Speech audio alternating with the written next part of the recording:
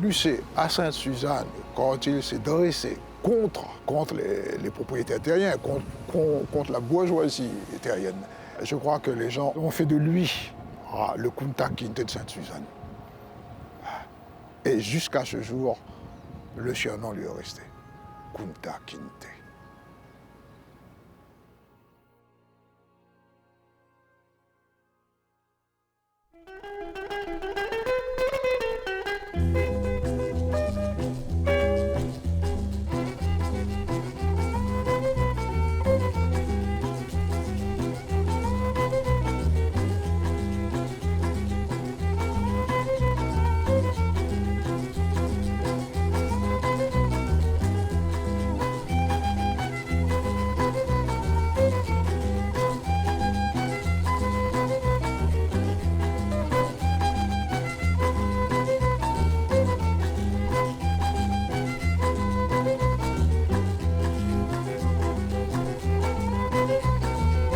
La présence de Lucé, sa bataille politique et sa victoire, ça a été un moment historique dans l'histoire, non pas seulement de Sainte-Suzanne, mais dans l'histoire de toute la Réunion.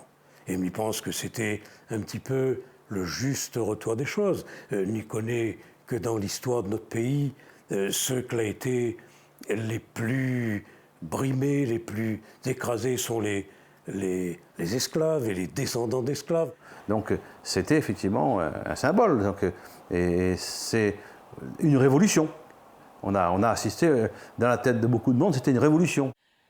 Quand nous avons gagné les élections, on a dit, Lucé l'élu, nous ne croyons pas, le soir nous ne contre jamais. Quand nous la sorti là-bas en triomphe, nous la porte aller en l'air jusqu'à devant la mairie. Nous dit, mon Dieu, fais attention, pour que nous tirer les armes, parce que nous te connaissons comment c'était. Et là, nous étions contents, nous dit, bon, nous avons gagné un bout de chemin, il vient nos affaires.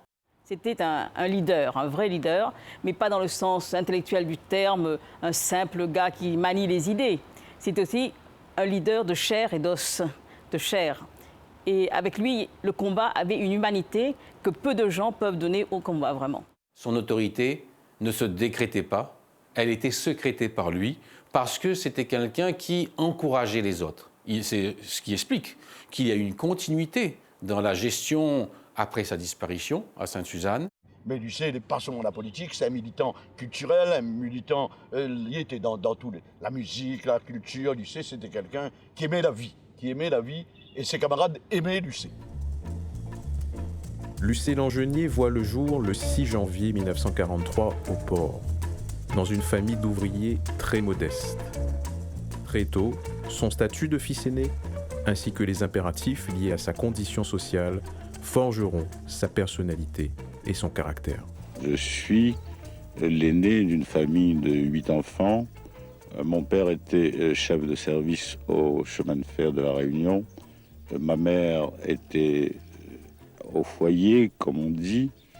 Et j'ai eu assez tôt la responsabilité d'une famille. Quand ma mère allait à la maternité et que mon père travaillait, et bien sûr, c'était moi qui avais la charge de la famille sur tous les aspects, puisque j'étais l'aîné. C'est ainsi que j'ai appris à faire la cuisine, à laver le linge, à m'occuper des autres très tôt. Comme grand frère, Lucé, pour nous, a toujours été l'exemple. L'exemple qu'il ne fallait pas forcément suivre tout le temps, parce que Lucé aimait transgresser les interdits. Moi, si je dois me référer à l'imaginaire de la Réunion, je dirais que Lucé, c'était Tijan. Tijan, parce qu'il avait une capacité extraordinaire. C'était toutes les situations qui pouvaient a priori être considérées comme perdues.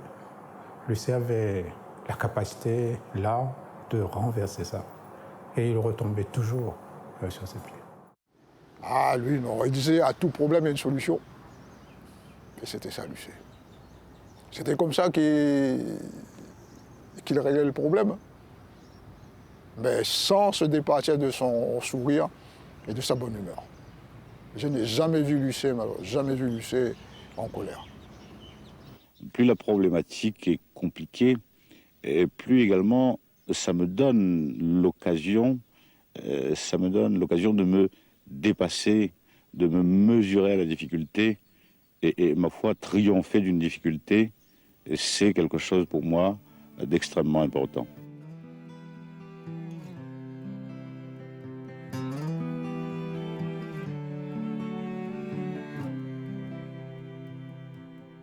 Élève consciencieux et appliqué, le jeune Lucé entame un parcours scolaire remarquable.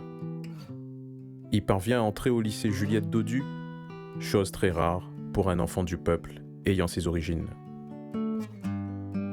Ce sera le début d'un parcours brillant qu'il prolongera en France en se lançant dans des études scientifiques à l'Université de Toulouse. Lucé était quelqu'un de brillant et je pense qu'il a pu, malgré les conditions de l'époque, accéder aux études supérieures.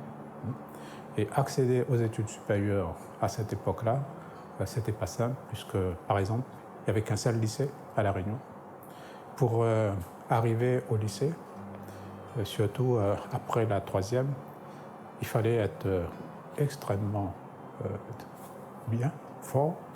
Et donc, il a pu faire des études au lycée, ensuite faire des études supérieures. Elle était à Toulouse, elle était étudiant à Toulouse.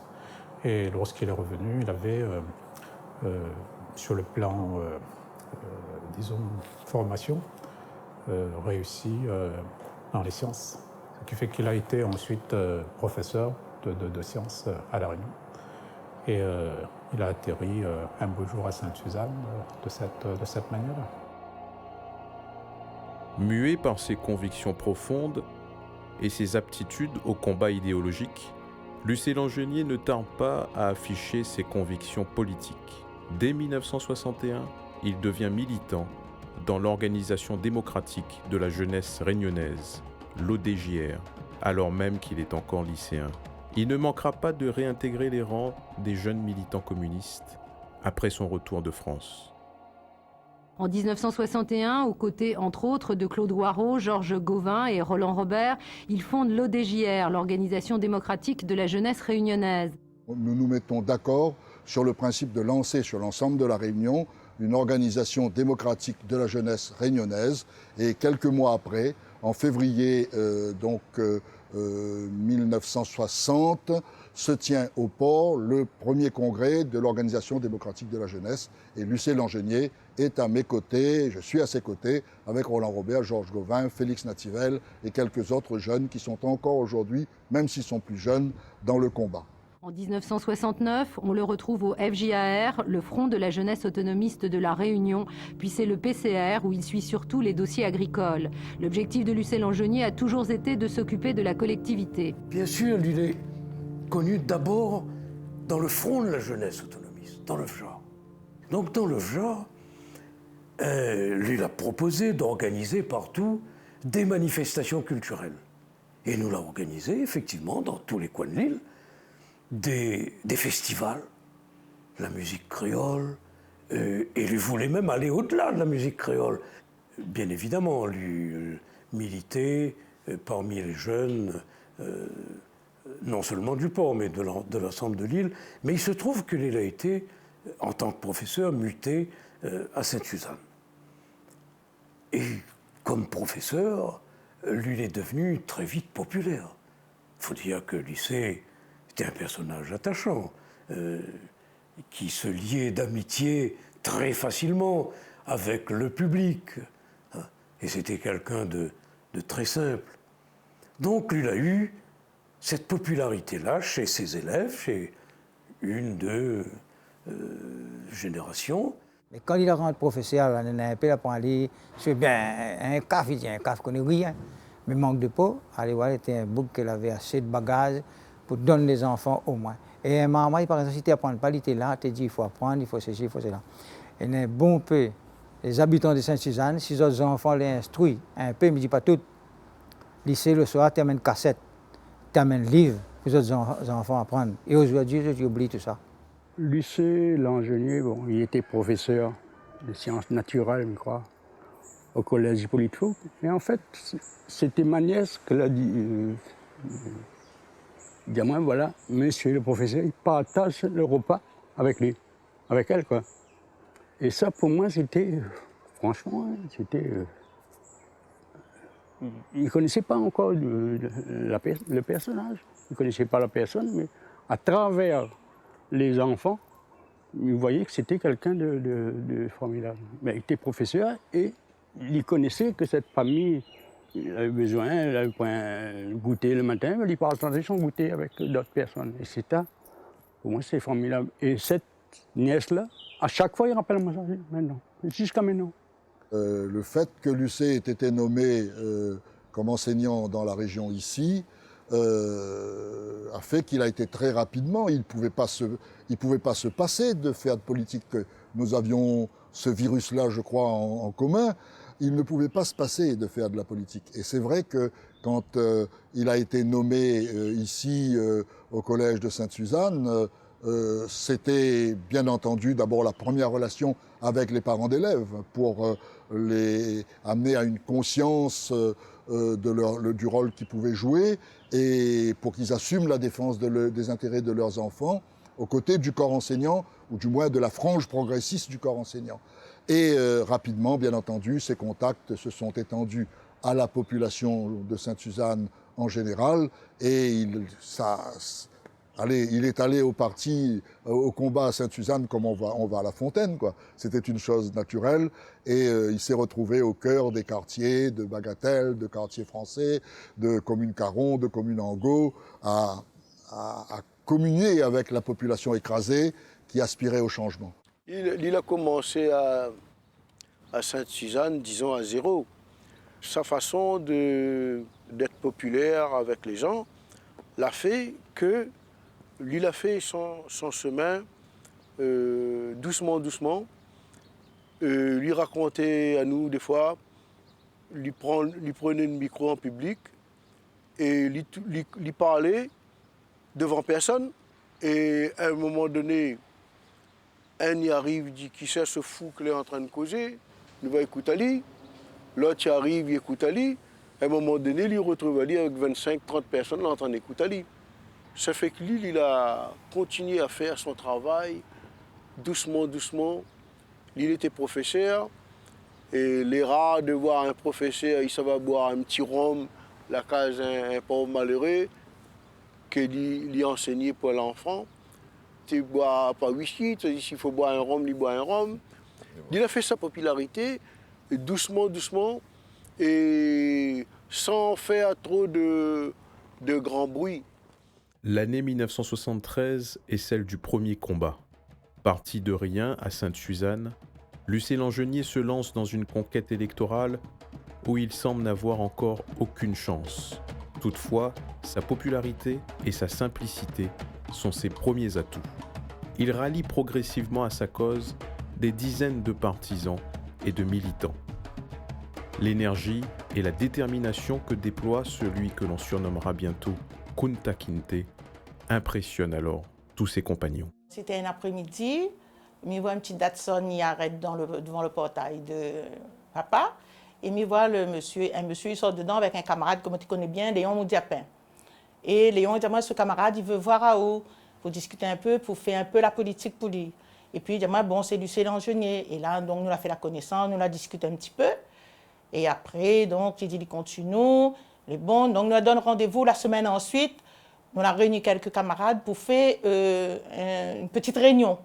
Et là, nous avons commencé à travailler dans tous les secteurs de Sainte-Suzanne, quoi. Donc, nous avons commencé à débattre, voir les planteurs de canne, les planteurs de vanille, les femmes au foyer. Et là, ben, on a fait la politique. Et il arrive le moment des élections en 1977. Oh mon Dieu! Lucé Langenier n'était pas quelqu'un qui voulait écraser les autres de ses capacités incontestables. Et c'était effectivement un meneur de militants, un meneur de personnes, hommes ou femmes. Ce qui caractérisait Lucé Langenier, c'est qu'il n'admettait pas que l'on puisse rester dans un cadre austère quand on s'engageait de manière militante. Et pour lui, la fraternité, la camaraderie, pousser, comme on dit, la chansonnette, là-dessus, lorsqu'il chantait l'absence de l'ami ou autre, attestait de sa capacité à montrer que quelqu'un d'engagé pouvait être quelqu'un de très humain. C'est quelqu'un qui pouvait mener les hommes comme il faut, quoi, mener les hommes à des combats. Et pour moi, c'était formidable. C'est la première fois que nous voyons ça à Sainte-Suzanne. Quelqu'un qui pouvait rassembler des personnes autour de lui. Ça, c'est... Quand on fait de la politique, la force de conviction, c'est le charme, c'est la parole. Et ça, je crois que Lucé, à mon sens, il y a peu d'égal à Lucé dans la façon de dire, la façon de convaincre, la façon de charmer. Parce que les gens ont besoin. Les gens ont besoin de rêves. Les gens ont besoin d'être convaincus. Et Lucé, je crois que dans sa façon d'être, naturellement, il avait cette force de la parole et de conviction. Ce que m'y admirait justement chez lui, c'était son organisation, son esprit d'organisation. Ah, c'était formidable. Comme organisation, il n'est pas meilleur. Hein. Lucé était un organisateur européen. Il arrivait à organiser, y compris, comme dirait bon, la nuit, hein, que ça travaille la nuit, ou à un moment, il rentre chez les gens, parce qu'il avait la peur, comme il disait tout à l'heure, les gens avaient peur. Donc, parfois, tu sais, va à la case du monde la nuit, pour essayer de voir comment faire, comment mettre en place. Là, c'était la galère, parce que pour sortir, pour faire du porte-à-porte, on avait l'énergie de Yahoo, qui suivait Yahoo. Tu chaviais nous de l'auto, le pauvre petit Datsun, tu chaviais dans le canne. Et le matin, nous commençons à 6h15 pour commencer à faire les tracts à la main, parce qu'on avait pris une machine, on avait pris rien, les affiches pour préparer les réunions. À Sainte-Suzanne, c'est un peu la sous-estimation de la bourgeoisie de son aura, de sa personnalité. Il a dit jamais un CAF comme ça va réussir à battre un gros blanc. Cette sous-estimation de la personnalité de Lucé l'a fait que Lila balaye le barreau sans que le barreau l'a compris. Donc voilà un petit peu en gros son parcours au début à Sainte-Suzanne. C'était un parcours vraiment que personne n'y attendait, quoi. Jamais n'aurait pensé que Lucé n'aurait été maire ou conseiller général de Sainte-Suzanne. C'était impossible. Il n'était pas possible, quoi. Et là, nous la bataille jusqu'à 2h du matin. Il fallait aller voir le monde le soir dans les établissements où ça avait les gros blancs. Les gens avaient peur, ils ne sortent pas. Il fallait voir les autres le soir. Donne au rendez-vous, 10h, 11h de soir. Là, Lucé, ça va avec une petite lampe, il avait pas d'électricité comme là. Là, il t'explique les gens. Et les gens, la fait nous confiance. Et le soir, en 1980, nous la gagné la mairie. Et crois-moi, c'était là la victoire. Là, toute la cassée. Nous la gagné, nous la casse la chaîne. Et là, nous la parti. De manière extraordinaire, Lucé Langenier parvient à fédérer, autour de son combat pour une meilleure justice sociale et la défense de l'identité réunionnaise, la plus grande partie de la population de Sainte-Suzanne, et notamment les petits planteurs, dans une commune placée historiquement sous la mainmise des gros propriétaires terriens. Après quelques péripéties, il est élu d'abord en 1979 comme conseiller général de Sainte-Suzanne. L'année suivante, il triomphe en arrachant le fauteuil de maire aux mains d'Albert Paris. C'est la stupeur. Lucé Langenier bouleverse ainsi l'ordre établi et provoque une nuit de liesse à Sainte-Suzanne au cri de Kunta Kinte.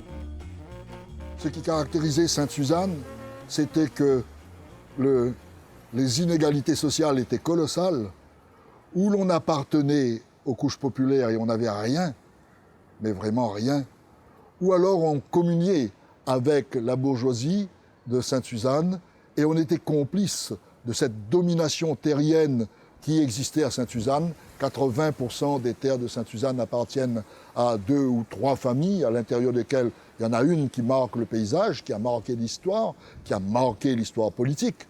Et il fallait vraiment faire la révolution, quoi. Et là arrive un jeune CAF du port qui balaye tout ça et qui remporte la victoire. Ça a été peut-être pour les uns un choc, mais pour d'autres une espèce d'espérance. L'élection de Lucé, pour la première fois à Sainte-Suzanne, a provoqué une véritable onde de choc, non seulement à Sainte-Suzanne, mais dans toute l'île. La perspicacité et le dynamisme politique de Lucé Langenier, notamment concernant les problèmes agricoles et les questions de l'aménagement du territoire, seront bientôt salués de façon quasi unanime. C'est un véritable tournant que va prendre au cours de la décennie suivante, période du mandat du maire Kunta Kinte, l'ensemble de la ville de Sainte-Suzanne. Lucé Langenier affiche sa maîtrise des dossiers et trouve les solutions adéquates aux problèmes de l'eau, des routes, des transports, des écoles, de l'habitat, améliorant ainsi largement la vie de ses administrés. Son aura lui permet également d'ouvrir des relations avec les pays voisins. Au niveau de son parti, il incarne bientôt, sur le plan des relations internationales, un véritable ambassadeur réunionnais. Pour nous, c'était l'ambassadeur idéal, hein, parce qu'il avait la fermeté en même temps qu'une très grande souplesse et une très grande générosité dans la perception des positions des autres. Il allait à Johannesburg, il allait à Mahé, il allait à Maurice, à Tananarive, et il était porteur des messages que le Parti communiste réunionnais adressait à tous les mouvements progressistes de notre région. C'est au bout de 10 années de mandat que Lucé Langenier aura toutefois à accomplir son plus haut fait d'armes, qui fera même jurisprudence dans le droit français. Il s'agit d'un épisode qui restera connu comme celui de l'élection sans bulletin, où en fin tacticien, il s'affranchira de la légalité pour être consacré par le peuple. Nous sommes en 1989, à quelques semaines de la nouvelle élection municipale pour laquelle Lucé Langenier, en tant que maire sortant, est le favori logique face au candidat de la droite, Axel Boucher. Rien ne semble en mesure d'entraver cette réélection. Cependant, une décision émanant de la préfecture va soudain résonner comme un coup de tonnerre. Lucé Langenier est inéligible. Arrive le renouvellement des élections en 1989. Tout logiquement, Lucé Langenier présente sa candidature, présente sa liste. Et à la préfecture, on lui dit « Non, monsieur, vous n'avez pas le droit d'être candidat à Sainte-Suzanne parce que il manquait un papier administratif, vous n'habitez pas la commune de Sainte-Suzanne, vous n'avez donc aucun intérêt à Sainte-Suzanne. » Bon, c'était bien évidemment une manœuvre pour empêcher Lucé d'être réélu à la mairie de Sainte-Suzanne, ce qui n'allait faire aucun doute. Mars 89 à Sainte-Suzanne, la campagne pour les municipales prend d'entrée de jeu un tour on ne peut plus passionnel. Faute d'avoir déposé dans les délais fixés toutes les pièces justificatives nécessaires, Lucé Langenier voit sa candidature rejetée par la préfecture. Une décision qui fait monter la tension à Sainte-Suzanne, manifestations, barrages de route, les partisans du maire sortant se mobilisent. Axel Boucher, qui se retrouve seul candidat en lice, s'est assuré de sa victoire, mais à l'issue du premier tour, au soir du 12 mars, le scrutin voit sortir des urnes une large majorité de bulletins Langenier. De toute évidence, les partisans du maire ne sont pas allés à la pêche. Quand le matin, je dis ça à la population, on nous a refusé notre candidature, c'est pas donné à tout le monde, il fallait être Lucé Langenier pour dire, eh bien on n'est pas candidat, mais on sera candidat quand même. Je me rappelle, et donc quand on était candidat, il y avait des pressions, et on avait des membres du bureau de vote, notamment des présidents de bureau de vote qui étaient fonctionnaires. L'adversaire était passé en disant à ce président de bureau de vote, attention, si vous déclarez, le bulletin de Lucé Langenier comme valable ce soir, vous êtes passible de sanctions disciplinaires, vous pouvez être mis en dehors de la fonction publique.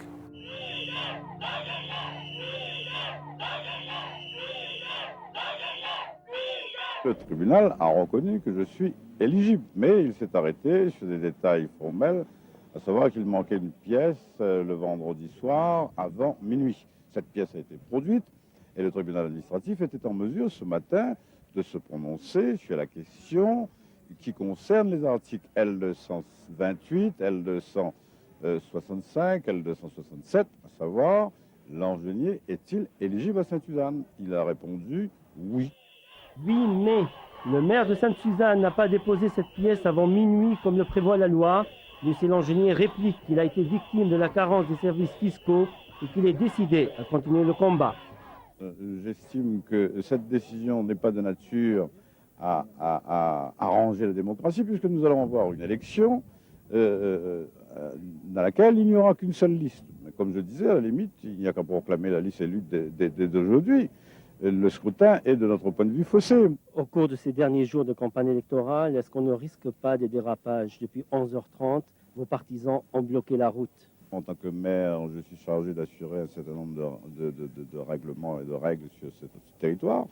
Je suis arrivé, je vais essayer de mettre au bon ordre pour que personne ne soit attaqué sur les problèmes de circulation, dans leurs biens, dans leurs personnes.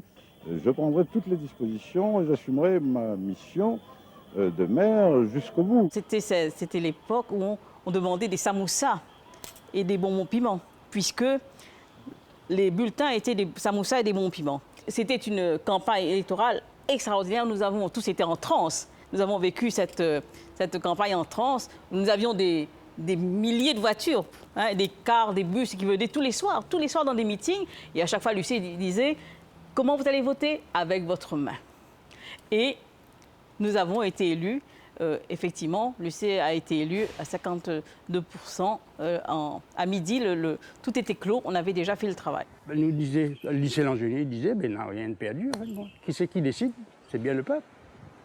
Et à chaque fois, les gens demandaient, ben, comment on fait, monsieur Langenier, comment on fait? Ben, il disait tout le temps, comment on vote tout le temps? Avec coup de main. Ben ça même. Ben, on va prendre main pour voter. Ben, il ne comprenait pas comment il fait. Et après, on l'a compris, mais c'était vraiment à la fin. Et à chaque fois, tous les soirs, bon, il parlait plus d'autre chose que de dimanche. Ça, il fait dimanche. Vous êtes représentant d'Axel Boucher ici, et vous estimez que le bulletin de Lucien Langenier sont nuls? Ah ben, il y a une seule liste sur la table, une seule liste engagée. Je ne comprends pas comment ces bulletins-là sont arrivés là. Normalement, il ne doit y avoir qu'une seule liste, et dans les bureaux de vote, d'ailleurs, tout au long de la journée, il n'y avait que la liste Axel Boucher. Alors, d'où proviennent les bulletins de Lucien Langenier? Écoutez, moi je l'ignore. Ce que je constate, c'est qu'il y a des bulletins d'une liste complète conduite par Lucien Langenier dans un certain nombre d'enveloppes trouvées dans les urnes. Et c'est tout. Je ne peux pas savoir la provenance de ces bulletins ou de... C'est pas... Je ne sais pas. Donc il y a des bulletins à Lucien Langenier. Vous êtes candidat alors? Écoutez, j'ai toujours dit, je suis maire sortant, j'ai déposé ma liste à temps, j'estime que j'aurais dû être candidat. Il y a un certain nombre de procédures administratives qui m'ont empêché de l'être officiellement, si l'on peut dire. Le fait est qu'aujourd'hui, bon, ben, les électeurs et les électrices de Sainte-Suzanne se sont prononcés pour moi. Bon, ben, c'est tout ce que je constate, moi. Toujours est-il qu'avec plus de 400 voix d'avance, Lucien Langenier s'autoproclame élu, mais de le camp adverse, Axel Boucher refuse le fait accompli. Les bulletins qui ont été enregistrés ce soir sur la liste non enregistrée par la préfecture, ces bulletins-là sont considérés comme nuls. Donc, même si je fais 2000 voix, même si je fais 2500 voix, je suis le maire de Sainte-Suzanne à partir de ce soir, 12 mars. Axel Boucher engage alors un recours devant le tribunal administratif pour obtenir l'éviction de M. Langenier à la tête de la mairie. Mais coup de théâtre, une semaine avant la décision de la juridiction, 20 conseillers municipaux démissionnent pour provoquer de nouvelles élections, une manière pour Lucien Langenier de légaliser sa position. Un arrêté signé du préfet Jean Ancio fixe au 9 avril le nouveau scrutin, à l'issue duquel la liste Langenier arrive en tête avec 92% des suffrages face au candidat Noël Narayanet. La liste enlève 31 des 33 sièges du conseil municipal. La partie de bras de fer s'engage alors strictement sur le terrain juridique avec une série de recours. Axel Boucher entend faire valoir ce qu'il appelle le respect des règles démocratiques. Lucien Langenier, pour sa part, souhaite obtenir sa confirmation au fauteuil de premier magistrat de Sainte-Suzanne qu'il occupe depuis 1980. On connaît maintenant l'épilogue de ce long feuilleton politico-juridique. Le Conseil d'État, tout en admettant la légalité du scrutin d'avril 89, a décidé d'annuler les résultats de ce scrutin qui a revêtu à ses yeux le caractère d'une manœuvre.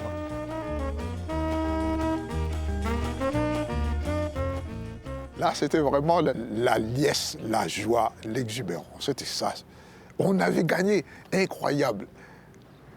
Le préfet Jean Rochaud lui avait dit, vous libérez la route, mais vous préparez les élections. Et alors, le soir des élections, l'enjeuné. Le non-candidat, c'était lui le candidat de la victoire. Voilà. C'était ça, Lucé.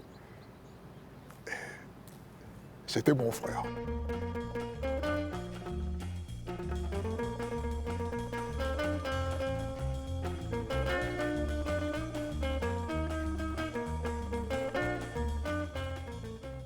Qu'elle est lourde à porter, l'absence de l'ami, l'ami qui tous les soirs venait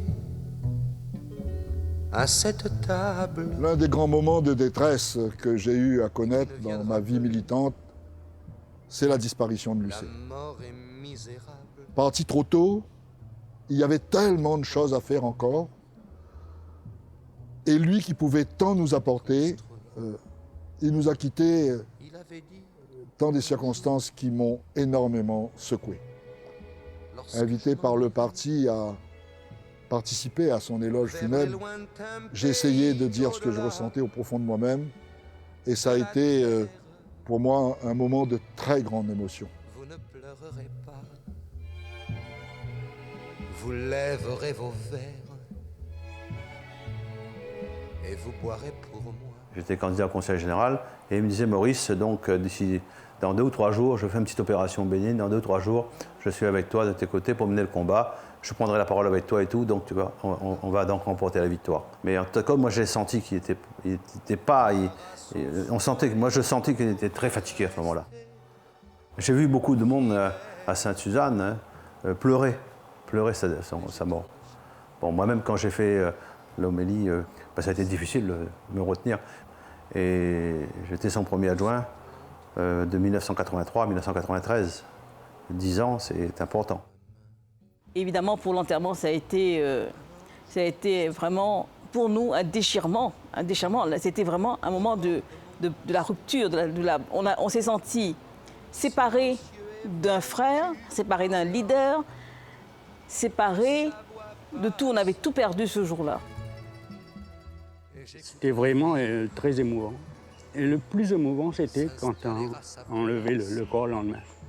C'était vraiment très, très émouvant. La foule silencieuse et très digne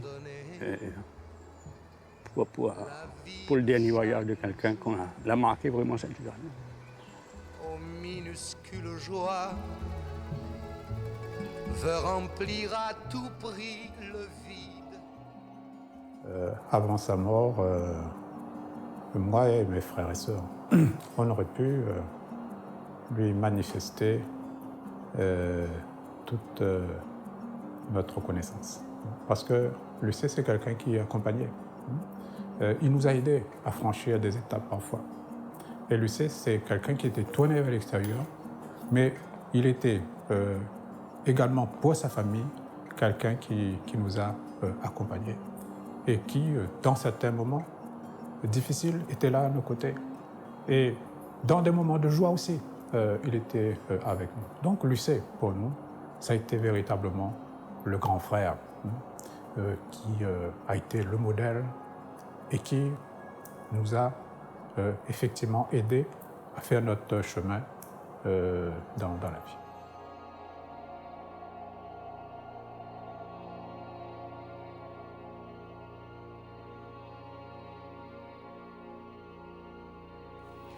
En justice, Firoz Kocha devant le tribunal correctionnel cet après-midi pour répondre d'homicide involontaire sur la personne de Lucé Langenier.